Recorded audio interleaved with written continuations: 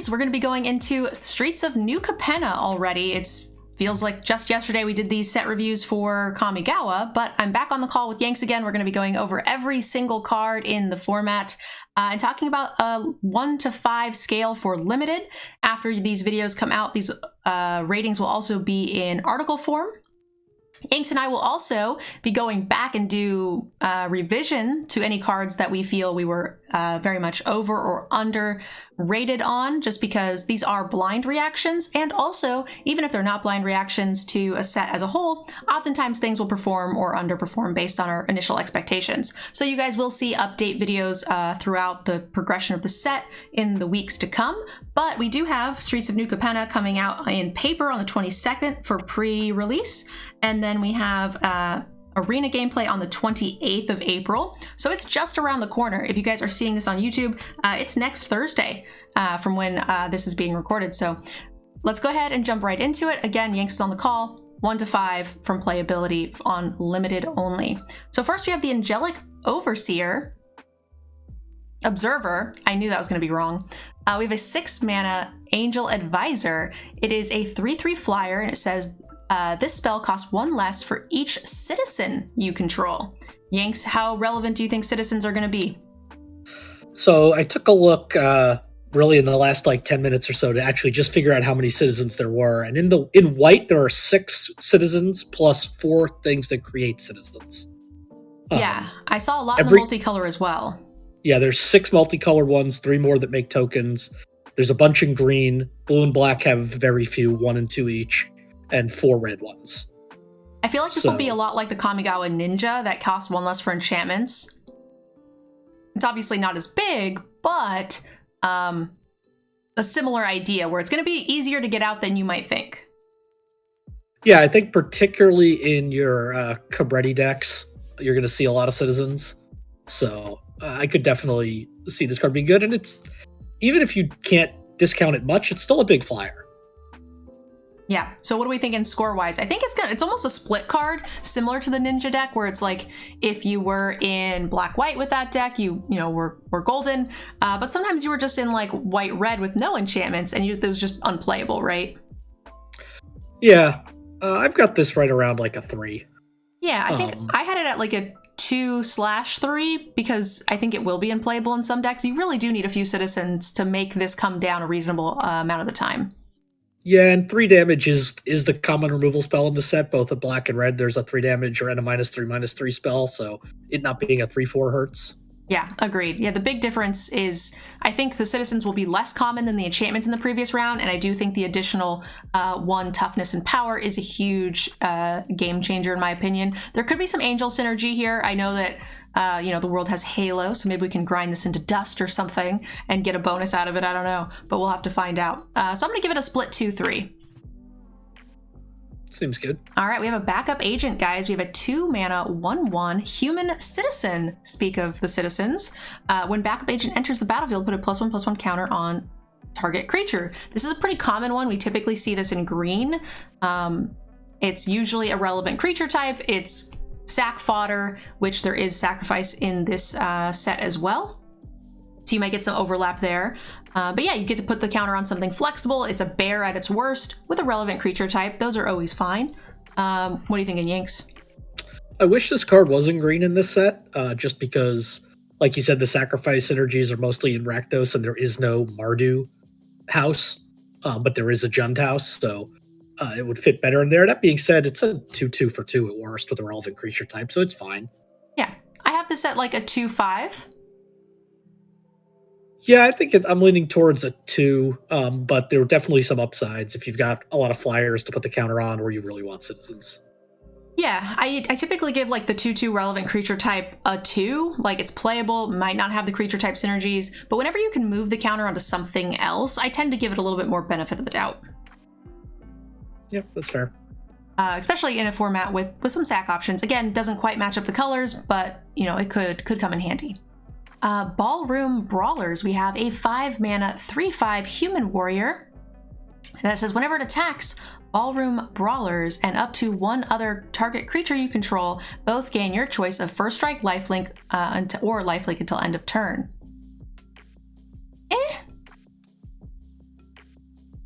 First Strike is pretty spicy. Yeah, First Strike is good here. It's an interesting choice on a 3/5. But it has lifelink as the other option, and this is great on lifelink is great on a 3/5. Yeah, 3/5 is just, it's a little weird as an attacking creature. You think of it more as a defensive creature, and this only triggers on attacking. It doesn't mean you won't take the benefit. It's certainly good. I like that it gives, like, let's say you have a 3/3 in this. It makes it so that way you can attack with this repeatedly. It's a lot less likely that they'll be able to just double block it, kill it, and then you no longer have that ability. This is one of the first times we see a little bit of a bigger ass on a card that makes that has an attacking trigger. So it's just far more likely to survive. And I think I'm willing to pay the extra mana for that bit of booty. This card seems okay. Yeah, I think the card's good. It's just an interesting combination of stats and abilities you don't usually see. Agreed. 2/5? Yeah, I think that's where I have it. I could definitely see it. If the format is aggressive enough, this could be a 3. Yeah, certainly. With a good go wide human synergy, that would be amazing. I think the lifelink is going to be as great as well. Boon of Safety. We have a 1 mana instant. Put a shield counter on target creature. And scry 1. If you guys don't know what shield counter does or any of the new abilities, please check out the introduction video that's already live on YouTube. So this is the broker's ability largely. So this is going to be something that they synergize with. So we're looking very much to be having this with our green-white. What was their third color? Was the Naya? Blue, it's Bant. Bant version, yeah. That's right, the Naya was the treasures. So Bant is looking to do this, the new name for it being the brokers in the set. You can put multiple shields on things. This is going to be protect them. Again, check out the introduction and we'll explain it in more detail. It's kind of neat, right? Because it is kind of like a protection creature. So if someone tries to burn your creature out with a red spell, let's say, or even a destroy creature spell, you can in response cast this. That shield gets absorbed. It's similar to the Hearthstone ability, and your creature is protected. So this kind of, in a way, works like a Blooming Defense Snakeskin Veil with a little less flexibility and doesn't protect it from exile effects. Yeah, that's what I was thinking. Is it's basically a hexproof effect, except for exile and -X/-X effects. The flip side, though, is you do have the flexibility to just play this at the end of turn proactively if you have something that you want to protect. Yeah. If you have the mana available and you need to scry for some reason, like you do get the ability to use it not in response to an opponent's ability. The other upside too is, it doesn't protect you against the exile spells, but unlike a Blooming Defense or Snakeskin Veil or something like that, let's say you have a little 1/1 Death Toucher and you want to eat their bigger creature. Snakeskin Veil does not protect you in that situation, whereas here you can put this onto your 1/1 Death Toucher and protect your creature. Then you kill theirs for free and get to do a thing. So even though it's a little bit more restricted in what it protects from, it does also give you a little bit more flexibility in what you are able to do. So I think this is a pretty neat card, and I tend to find room for one of these effects in most of my creature heavy decks. Yeah, the more that you say that, it's really more of an indestructible effect than a hexproof effect. Agreed. Yeah. We called it in hexproof because if it's like destroy creature, it will work similarly to the way the Snakeskin Veil did. It's just, it is much, much different. I think this is a 2/5. I could see it as a 3 in the Bant deck, specifically if you are looking to have this mechanic in spades. All right, we got Broker's Initiate. We have a 1 mana 0/4 Cat Citizen. And then for 4 colorless and Simic Hybrid, this Initiate has base power and toughness 5/5 till end of turn. So this gets big late. It blocks early. It might be a relevant creature type. Yeah, this is part of a cycle. There's one of these, house initiates in every color. And they all have the hybrid mana of the 2 allied colors that form the rest of the house. They're not all 1-drops. They all vary in terms of abilities and all sorts of things. But this is an interesting card. 1 mana defensive creature. Bant's kind of Broker's very defensive oriented, so that makes sense. And then has value late. I like that.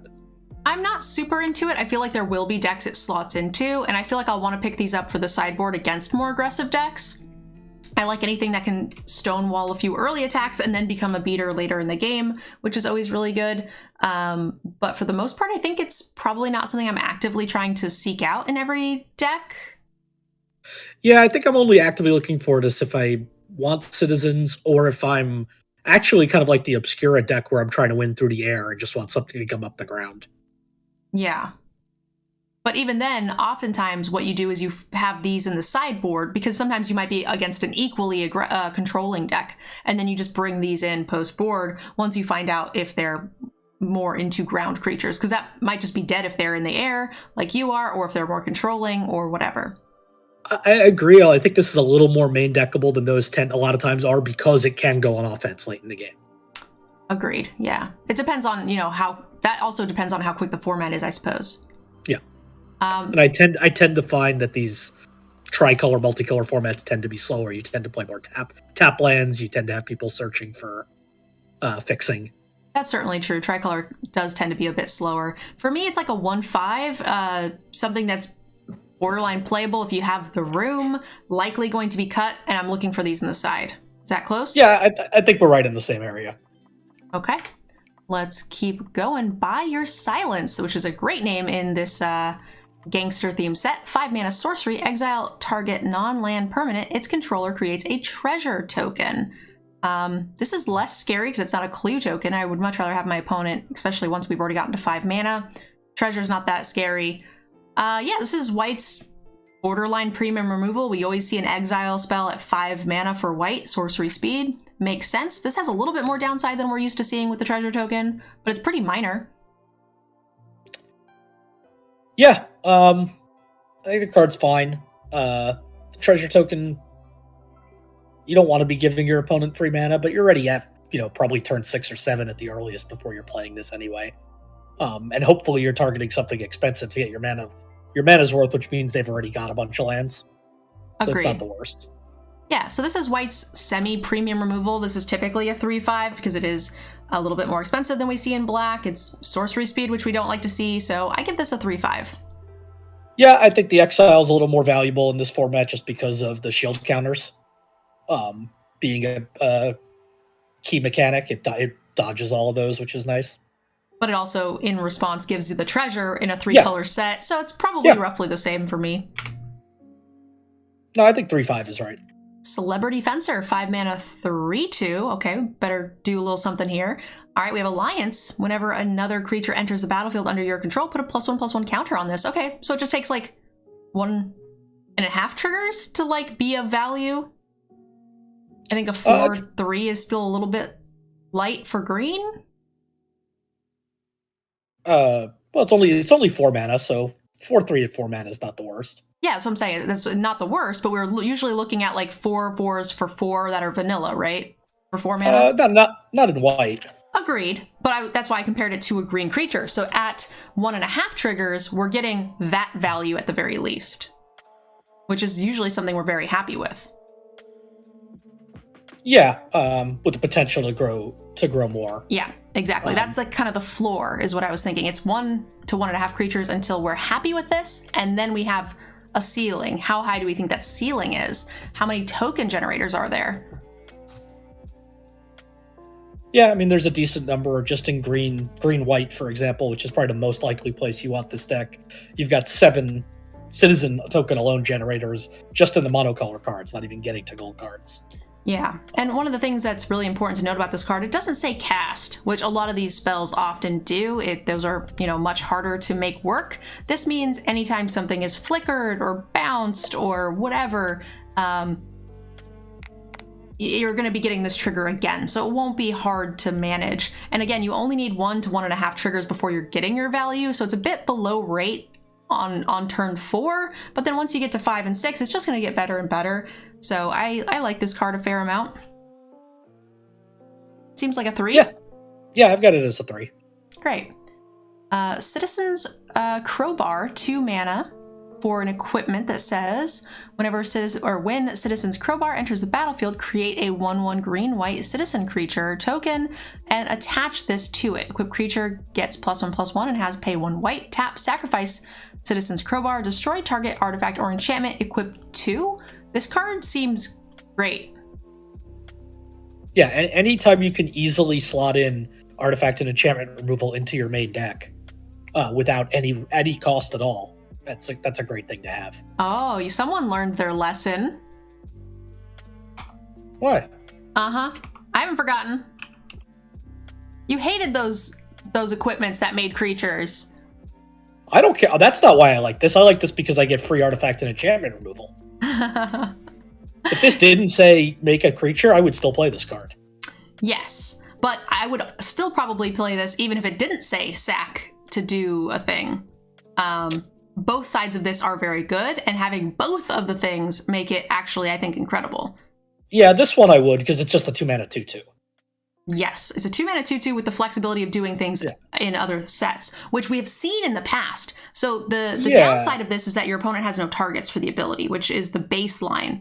So what we're thinking is it's a 2/2 for 2 that gives you some flexibility late game after that creature trades or gets removed or whatever, which we have seen in the past. What was the set that those were in?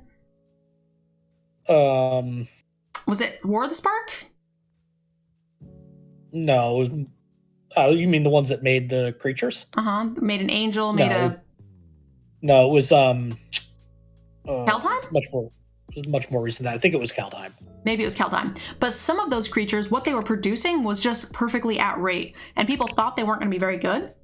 And they ended up being quite good. So I think this card is fantastic. I'm pretty happy with this. So we gave the last one a 3. I think this is like a 3/5. I'm including it in every white deck. Yeah, I have this as a 3/5 as well. It's a little on the high side. It's going to play like a 3 most of the time. But if you ever need to destroy an enchantment or artifact, you're going to definitely get your money's worth. All right, I'll let you take this one. Dapper Shieldmate. It's a 4-mana 2/2 human soldier. Enters the battlefield with a shield counter on it. And as long as it's your turn, it gets +2/+0. This is the first time we'd have to start trying to figure out just what exactly is it. How much is a shield counter worth? Because a 4-mana 2/2 that's a 4/2 half the time is terrible on its own. Yeah. If they, so this is going to be so situational on board state. Like, that shield counter is worth nothing if they have tokens. It's worth a ton if they have an army of 4/4s, right? Because it's going to trade up and still be a good body. So this, to me, is way too dependent on what your opponent's board looks like. So I think the synergy that we need to have with this is with our own shield stuff. Now, if we can reliably create more shields, and this is attacking as a 4-powered creature, that's great, but also it's still 4 mana for a 4-powered creature. With some level of protection, true, but I don't know. Yeah, and also, I mean, the shield counter is kind of like we've seen with Ward. Shield counters go up in value the better the creature they're on. Agreed. And I just don't think this creature is very good, so that doesn't really help increase the value. So it's only useful at all if you're ahead or aggressive, and if you're not, it's a 2/2 that gets like a free chump once. Yeah, it feels like it's going to be really bad against, the Selesnya broker decks, and it's going to be pretty good against like maybe the Naya decks. So, I'm kind of whatever about this card. I think it's a 2. Yeah, I've got it as a 2 as well. All right, great. And for everybody just joining us, if you guys are enjoying the content, check out our sponsor, Coolstuff. Use MNG5 with them for 5% off on all singles, board games, dice, anything you need. And you get a free Nerd Girl token. You get a vampire with me and Hammy, my dog. So that's a great way to support the content. Thank you so much. Okay, moving on.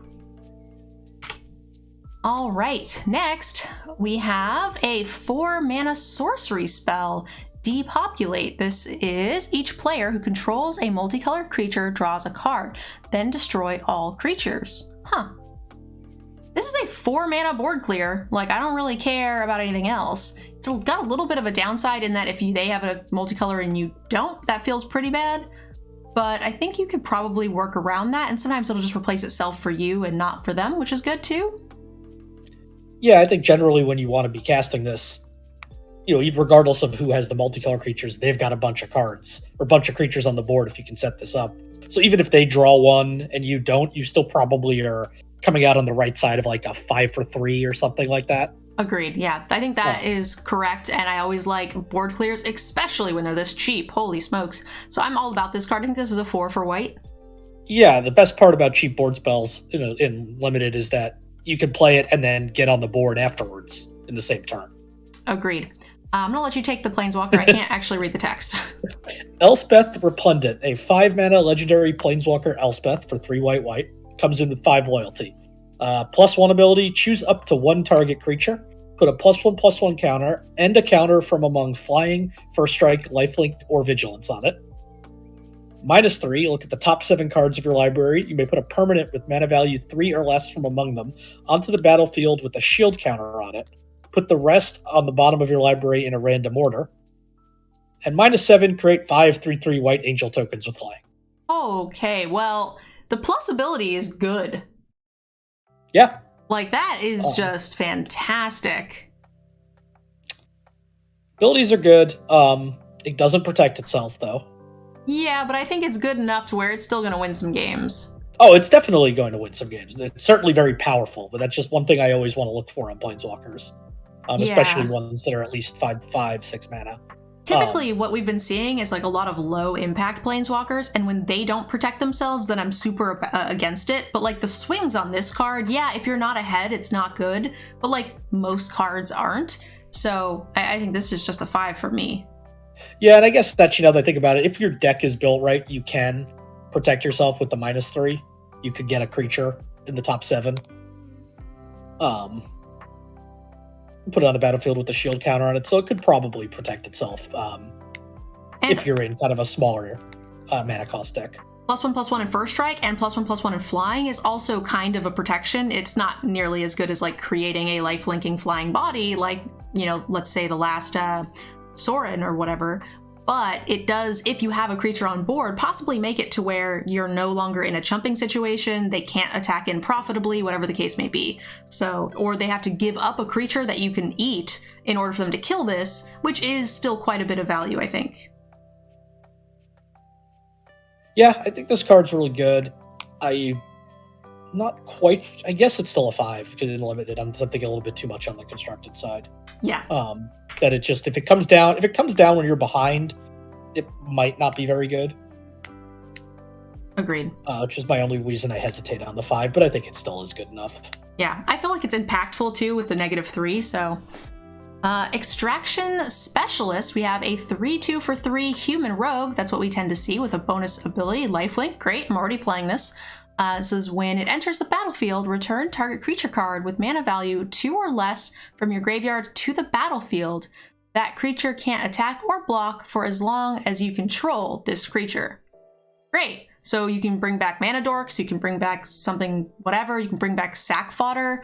And then when this dies, you still get the extra body. It's also slightly above rate with lifelink on its own, so this seems great. Yeah, card's good. You want to have enough targets in your deck for it to be super impactful, but you generally want to have a number of 2-drops in your limited deck anyway, especially white decks. 2-drops? You mean 3-drops? Am I looking at the wrong card? To get it back, to get stuff back, it's yeah. 2 or less.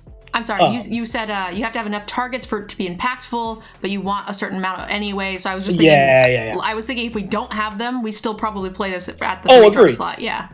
Agreed. We do still play it. Lifelink on a rogue just seems a little bit weird to me, but all right, it's good. Yeah, I actually think it's really interesting. Like in Kamigawa, when we saw like one ninja in every color that had ninjutsu, so it's like a weird thing. But I do like that they keep rogues true to rogues, but while also giving them whatever the flavor is of the color. So I think that's neat, flavorful. What do you like rating wise? I think this card's a 3 with upside. I kind of agree with that. If your deck has premium, like rare 2-drops, great. That's going to shoot up in value. But if this thing is more often than not just a 3-mana lifelinker for 3 mana, 3/2 lifelinker for 3 mana, it's a 3. Yeah, I want rares, or even things like Backup Agent, right, where you get a counter out of it, like a retrigger an ETB, or something with an activated ability. Great. Gathering Thrall. We have a 3-mana 3/1 human citizen, relevant creature type. When it enters the battlefield, you may search your library for any number of cards with this name, reveal them, and put them into your hand, then shuffle. Any number, huh? I feel like these cards are always bad. And yet somebody, like, at the end of the format, there's a deck based around having like 7 of them. But they're bad for like 3 months. Yeah, the difference is that they're not normally the relevant creature type. Yeah, I guess I'm thinking back of the Vampire one in Ixalan that was pretty relevant. The 3-mana 2/2. Yeah, and there also ended up being another one that was pretty good in the Humans deck in Ikoria. That ended up becoming playable as well. I'm sorry, I don't recall anything about Ikoria other than cycling. I see. That's true. And then this being a relevant creature type in this one, it's not that much above rate. I think this is fine. We're not playing it on its own. We're not playing it in like a non-synergy deck that doesn't want these types of creatures, because it is above rate. You know, we're like hesitant to do 3-mana or 2-mana 3/1s that are vanilla. So if you're not getting a bunch of these and you're not synergizing with your citizens, then this is kind of a non-starter for me. But I could see this being a synergy build around piece. It's like a 1/2/5. Well, what's the right number of these? Like, you never play this card if you have one. No, I don't. Probably don't play it with 2. I would if I had exactly like the Broker's deck or whatever that wanted citizens. Like, I think it's 3 to 4. Beyond that, you're just filling your deck full of 3-mana 3/1s, and you're going to draw them, which is bad. Agreed. So, and the fact that these cards tend to be better when they're cheaper, because you can just dump them after you get them. Like I'd rather have 2-mana 2/1 than a 3-mana 3/1. Well, the difference with this, though, unlike the Throng that we saw in the last set, is that you get all of them out, not one at a time. So you're not going to then risk continuing to draw them. So I like that well enough. Just for some fair card advantage, I'm probably, let's say my deck is light on playables, I'm probably just vanilla playing these at 3. If I have 3 of them randomly. Not that I'm happy about it. Yeah, I mean, I think you're right, it's a split. But to me, it's like a 1/2. I don't think the upside is really ever high. I'm reserving judgment for how relevant Citizens is going to be. I think it's going to be a lot more relevant than you might think. Yeah, I think in order for it to be that relevant, there need to be other good citizens to play. I think there's going to be cards that just activate on citizens. So you'll want a bunch of like bad citizens. I don't even think necessarily that the payoffs for citizens that they themselves will be a citizen. Okay, we'll have to see as we go on that. Font of Hope, a 2-mana 2/2 angel, rare, flying and vigilance. Each other angel you control enters the battlefield with an additional +1/+1 counter on it for each angel you already control. And it also adds mana to cast angel spells. Didn't we just see a planeswalker that makes angels? Well, yeah, but it's its -7 ability. It comes in with 5. You only got to plus it twice. Yeah, there was actually already been a discussion that those do not all see each other. Interesting. They all come in with 1 counter. I was looking up another ruling thing on Matt Tabak's Twitter, and I saw someone ask a question about that. Oh no, I'm gonna make 5 4/4s. Boo hoo. Yeah. That's still lethal. Well, 2-mana 2/2 flying vigilance on its own is great. It's like miles above rate. Agreed. All right. So 3/5? Yeah, I think so. All right. Halo Fountain. This is a fountain of ground up angel essence. Just walk up, snort it, get a little angel essence buzz, whatever it is that's not alcoholic or yeah, it's not drugs though. It's not. It's not a drug or an alcohol. It's just angel essence high. So it is a 3-mana artifact. You will be happy that you have that sweet artifact enchantment removal equipment thing there. So for 1 white, you could tap it, untap target creature you control, create a 1/1 white and green citizen. 2 mana, 2 white, you can untap 2 creatures and draw a card.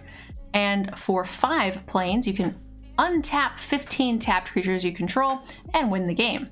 So one of the things I want to note about this card, which is kind of important, is yes, the final ability, you could do it in response before blocks, so you could just win the game if you have 15 creatures. But the trick will be getting 15 creatures. Yes, you can make them with the first ability, but the creature does need to be tapped. And I believe there's only one vehicle that allows you to tap for free. So that means you're gonna have to be turning your creatures sideways in order to be able to untap them. When you untap them, they don't get removed from combat. So your opponent can still then just eat them. So you can't just sit and make 1/1s forever until you can win the game. You have to somehow get them into combat or be tapping them. Now, if you have the rare vehicle, then you can just tap them and crew all you want to your heart's desire. And that's great, but that seems difficult to do, right? A mythic and a rare and so on. So this is a tricky card to play. I do think it's very good, but I don't think it reads scarier, I think, than it actually is. Yeah, I definitely agree with that. Requiring, there's a good reason why this card is worded untap a tapped creature instead of untap target creature.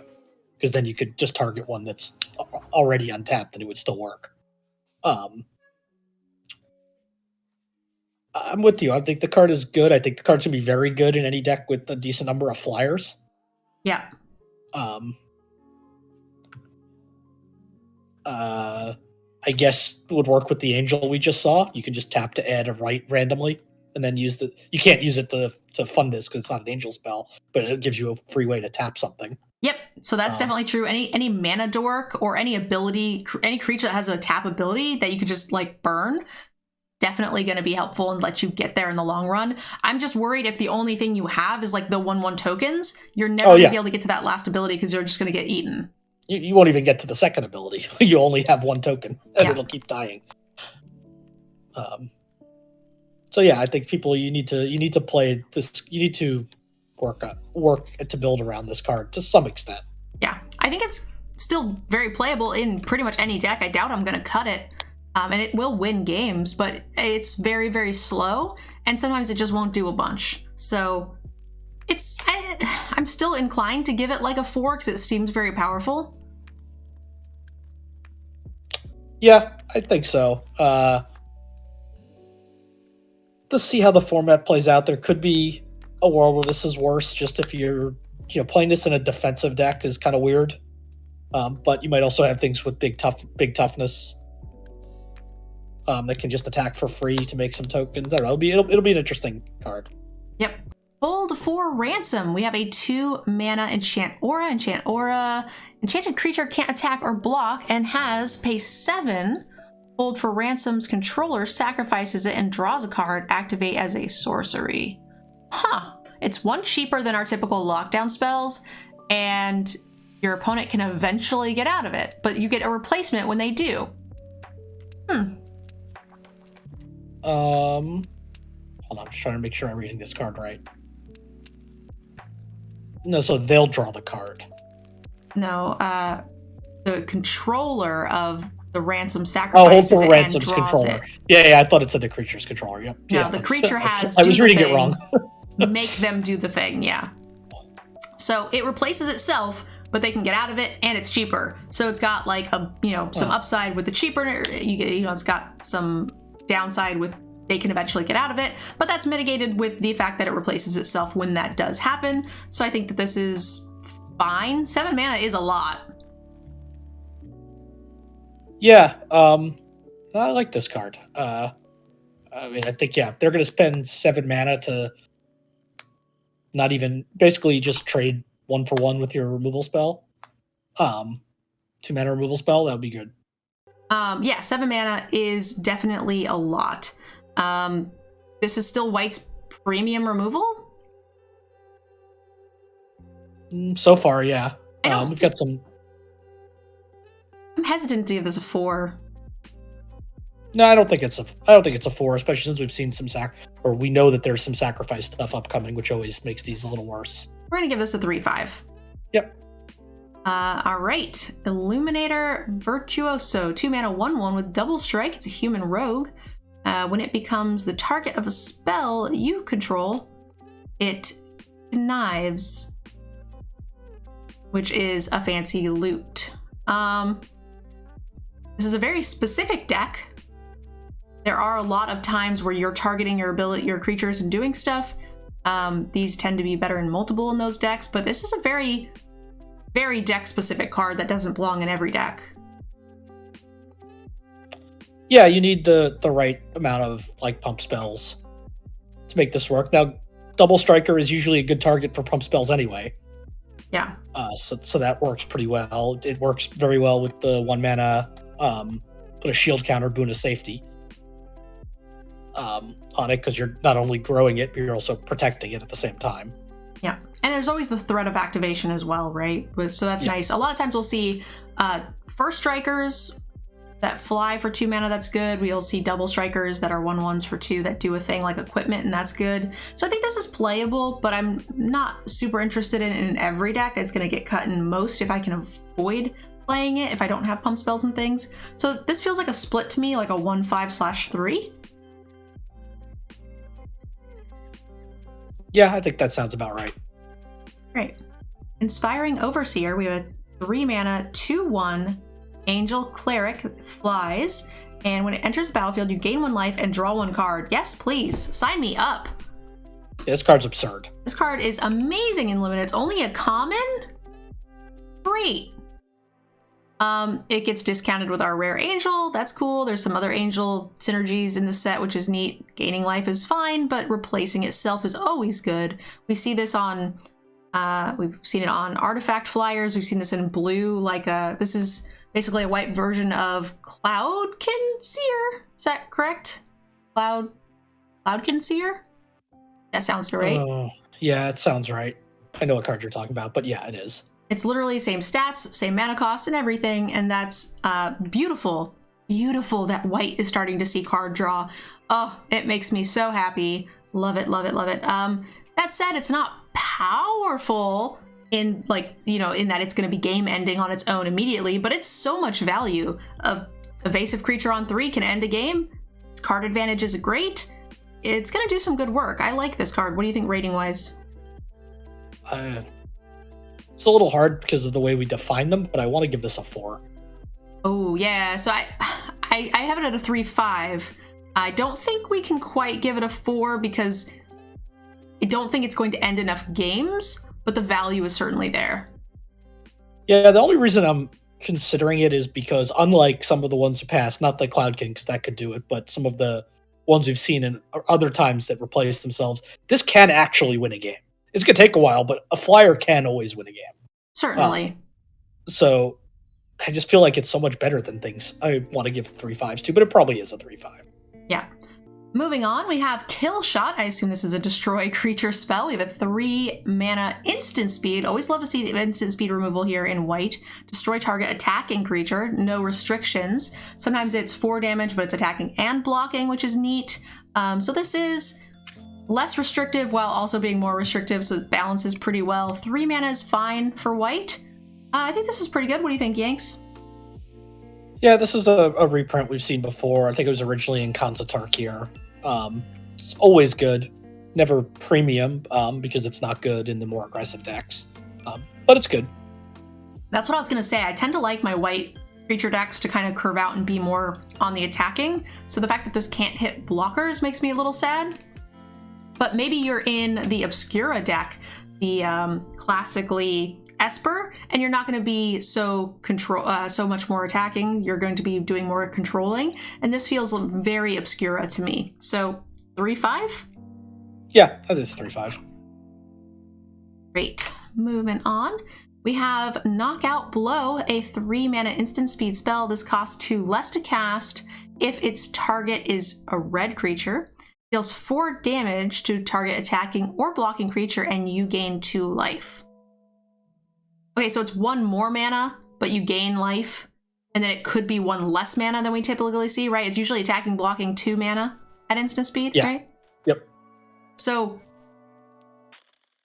the question is 2 life, worst case scenario, is 2 life worth of 1 mana? No, I don't think it is. I think I'm still playing it, but I don't think it's a fair trade. I don't think we're cutting the first 1 or 2 of these still.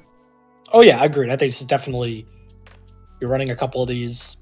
It's going to kill most things, so it's not that much different than Kill Shot. It's just more flexible. However, yeah, there are going to be some like big green things and stuff that it can't kill. Yeah. I don't even care necessarily about dinging it. This spell is usually a 3/5, 2 damage, 4 or 2 mana, 4 damage attacking or blocking. It's typically a 3/5 for white because it's, we don't have a lot of access to removal. The fact that you can kill red ones for cheaper, you always gain the life, kind of balances out with that extra mana. Again, it's going to be harder. You don't want as many of these because of the restriction on mana, but I think I'm always going to be still running the first 1 or 2, so that's fine for white removal. Yeah, I will say the red creature portion is better in a 3-color set because of all the multicolor cards attached. There's going to be, slightly higher percentage of every color floating around. Yeah, I think there will be enough times where I cast this for 1 that I will be happy with that. To not hold it against it too much. Agreed. Mage's Attendant. We have a 3 mana 3/2. All right, it's at rate. It's a cat rogue. When Attendant enters the battlefield, create a 1/1 blue wizard creature token with pay 1, sacrifice the creature, counter target non-creature spell unless its controller pays 1. Okay, well, it's a 3 mana 4/3 worth of value with like some upside of possibly making your opponent have to cast things awkwardly. Yeah, I mean, the ability is just a little bonus. The sacrifice ability. I'm happy with it without that, and having it is nice. Yeah. Is this a 3? Yeah, it's a 3. All right. Oh, we have another vehicle. I kind of assumed there was only one vehicle in the set because I briefly combed through colorless and I only saw the one. So there's another one, which makes maybe the tapping fountain a little bit more relevant. We'll see what the synergies are here for vehicles, but we have the Mysterious Limousine. I do remember this now when it was spoiled. There's some flavor here. We have a 5 mana 4/4 vehicle that crews for 2. When it enters the battlefield or attacks, exile up to 1 other target creature until Mysterious Limousine leaves the battlefield. If a creature is put into exile this way, return each other exile card with Mysterious Limousine onto the battlefield under its owner's control.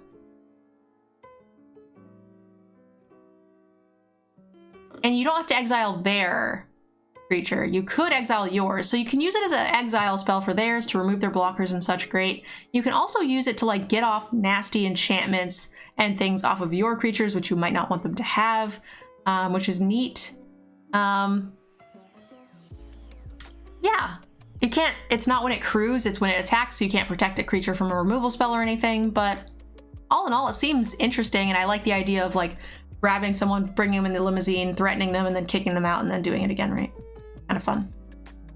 Yeah, so you get one thing when it enters the battlefield, and then every time you attack, you basically just get to trade that creature for the next one, and on down the line. And it does say up to 1, so you can keep the other thing if you want to. So if you have their big creature locked down, that seems good. So this doubles as sort of like an O-ring effect with also just being a 4/4 vehicle, which is always good. I like this. This is like a 4. Yeah, I think so. Be interesting to see just how many good ETB effects you can have to take advantage of this ability. Yeah, it'll be cool too if you could play something like this, eat one of your own creatures, leave it like deactivated, wipe the board with the rare. Yep. And then get, you know what I mean? That's pretty neat. Yeah, for sure.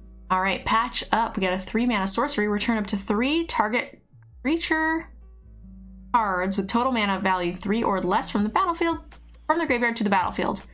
I'm not usually interested in running a ton of 1-drops anyway, so this is not going to be for me in limited. Feels a little bit more constructed, but I'm sure there's a build around deck you'll want this in, but I'm not super interested.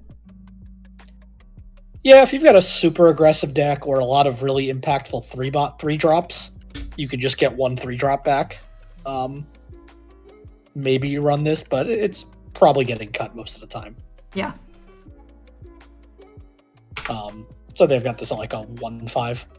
I have it at 1, and again, I'm sure there's a build around deck for it where it becomes very playable, but in every other deck, nah.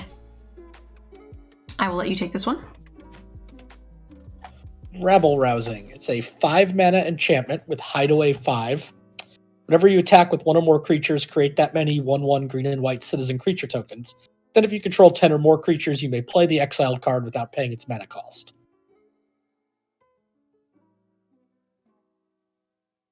Okay, so we have some more citizen bits, right? Yeah. It's going to be hard to ever actually trigger the hideaway to get up to 10. Yeah. Whenever you attack... Kind of just like this doesn't do enough.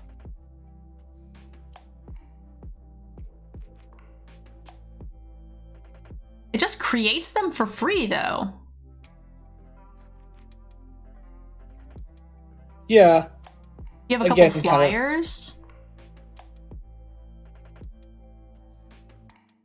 Yeah. I can definitely see how this can snowball. Feels a bit like a 5-mana win more.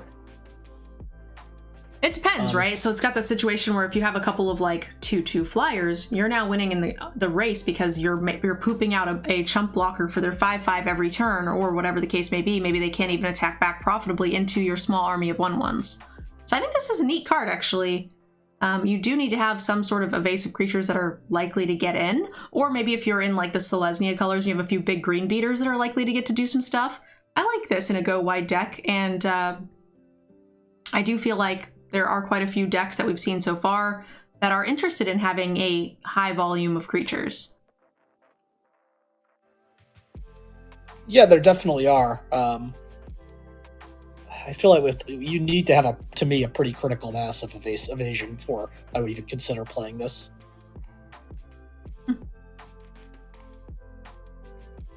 I think I'm finding room for this in most of my decks. I don't think it's a home run, but I think it's not terribly hard to get the value out of this. Yeah, I don't know. I think I'm the opposite. I think I'm finding room for this in some of my decks, but not the majority. Interesting. Yeah, I think this is a playable card that can snowball very well. I think this is like a 3. Yeah, I think the 3 is like the upside to me, and that's not there in most decks. All right, Refines Guidance. We have a 1-mana aura spell. Enchant creature gets +1/+1. You may cast Refined Guidance from your graveyard by paying 3 rather than paying its mana cost. Oh, so it keeps coming back. That's interesting. Yeah, it dodges the usual aura problem of having getting 2 for 1 because you can get this back. It's good with Connive. It's good with that double striker that gets pumps. Yep. It is still pretty low impact, though. Agreed. It's like, you kind of treat this to some degree as an equipment, right? With 2 and white as your equip cost over and over again. And 3 mana to equip for +1/+1 seems kind of weak. I agree with that. There does seem to be like a targeting sub-theme here. So I will be interested to see how often I want things to target my creature. And if that is the case, then I think I kind of like this. If I'm looking for, discard fodder, then, this is basically a free discard that then comes back and does some stuff. But I agree. I think this is like a 1/5. Yeah, there are some synergies. On its own, it seems pretty weak, but there are synergies in this set. All right. We have an Informant for 2 mana. It's a 2/1 human wizard. When it enters the battlefield, it connives. So you can draw, then discard, and get a +1/+1 counter. So it is a 3/2 looter for 2, if you want to loot. Pretty good stats. Yeah. No, this card's very good. Even if you couldn't get a counter, like just 2 mana 2/1 with a free loot would be pretty good. Yeah, this feels like a 2/5 or better, even. Probably 3. Happy to play this in every white deck. Yeah, I think I have it as a 3. All right. Refuse to Yield. We have a 2 mana instant speed spell. Target creature gets +2/+7 until end of turn and untap it. I do like untap combat tricks, but I think too much of this is backloaded onto the booty. I tend to like them when they also can punch people in the face. Yeah, I'm really wondering why whenever you have these like huge toughness combat tricks, why is it always +7? Like, who decided that was the ridiculously high toughness number? I don't know. Yeah, card's fine. It's playable, but I'm looking for something better. Agreed. This is going to see a fair amount of play in that you have a 23rd playable spot, but not enough playables. Yep. And you'll throw one of these in if you have room, but for the most part, it's a 2. All right, we have a 2-mana instant. Target creature gets +2/+2 until end of turn. If it has a counter on it, it also gains flying and lifelink until end of turn. Those are 2 good stats, or 2 good bonus abilities together. 2 mana +2/+2 makes it flexible against fight spells and burn spells and combat. And sometimes it might just be a mighty leap that kills someone, right? Yeah. Note it doesn't have to be like a +1/+1 counter. It could be an ability counter. It could be a shield counter. Yeah. That we'll see a lot of in this set.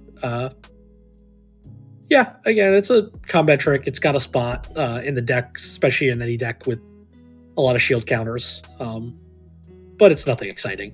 I think this is a bit better. We also saw like a 2-drop creature that just puts a counter on something. So yep. I'm going to give this a 2/5. I think it's a reasonable one-of playable in most creature decks. Yeah, I think that's fine. Rumor Gatherer, we have a 3-mana 2/1 with Alliance. Whenever another creature enters the battlefield under your control, you can scry 1. If this is the second time, you instead draw a card. So if you play 2 creatures in a turn or get multiple counters or tokens that are being generated on these creatures, I'm sorry, not counters, but tokens, then you're going to be getting to draw cards, which seems great. I love this card. This card seems awesome. Yeah, card's very good. It's overpriced at 3 mana for a 2/1, so you need the ability to come through to get some value, but I like it. Yeah, I feel like if you scry twice, I'm already okay with that extra mana. Everything else is just gravy. Yeah, it might just be that this feels so much worse compared to that flyer that just gives you the card up front. Maybe that's what's in my head. All